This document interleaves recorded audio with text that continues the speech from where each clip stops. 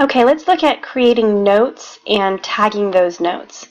If you come down to the bottom of your calendar, it's going to automatically put you in that same box, that same movable box that the calendar's in. You don't want to be in there. You want all your notes to be able to move. So if you just press the down arrow, it'll eventually click itself out. And now you have room at the bottom of the screen to be able to put a note, as I clicked right back in there. Okay, there we go. Let's go back up. Oh my goodness. Okay. I'll move it back up in a minute. So the first thing I'm going to do is insert the date. It's a lot easier for me when I'm creating a note. I can bring this up to just do it that way than to type it out. But you can do it however you want. Then underneath that, I am going to type my note. So let's say, let's just say she needs more work on multiplication. And what I'm going to put in here now is a little to-do tag. If you click right here, to-do tag, and we're going to put practice multiplying. Now, when I come over here, I can see practice multiplying, and I can click it when it's done.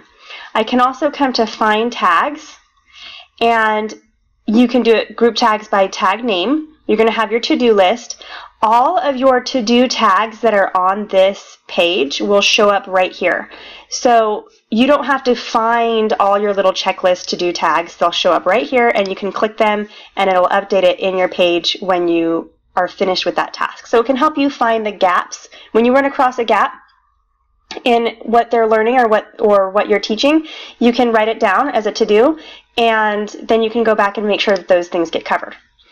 Now, when you are done with this, I have in my notes, I have things that I have put in as notes, and I have things that my kids have put in as notes.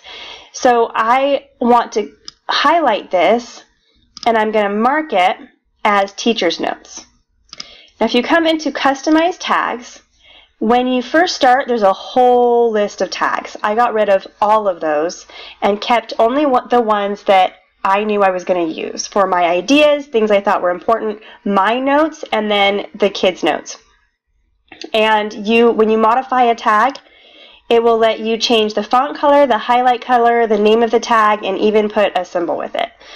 And then once you have all of those done, and you are able to label things with different tags, then when you do your find tags, it will have your teacher's notes, your students' notes, your to-do tags. Everything will be labeled that way and listed that way, so you can easily find tags throughout the entire page, throughout the entire month. So I'm going to move this up now until it's right underneath my date, and you can make it look like however you want. I'm a little bit of a perfectionist, so I always want things to be, looking exactly like I want it. If you come over here to Liberty School, you can see I have a date and a tag that I put in there, and then a couple of things that she needs to accomplish on hers. And that is how you create notes and tags.